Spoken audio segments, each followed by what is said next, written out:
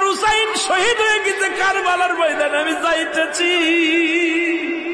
আমার হুসাইন ডাক দিছে নানাজি কইয়া, আমি রওজায় থাকতে পারি নাই রে। আমি হুসাইনের দেখার জন্য নবীজি রওজা থেকে উঠা গেছি। আলেমরা সর। ইবনে আব্বাস বলে আমি স্বপ্নের মধ্যে দেখেছিলাম আমার মা কেন এত দামি জানে না সকলে, মা কেন এত দামি,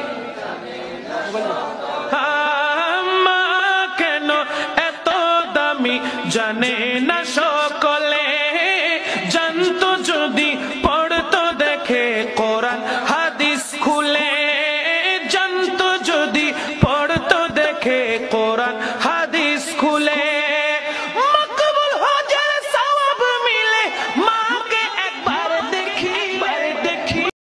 মা কেন এত দামি জানে না সকলে, মা কেন এত দামি,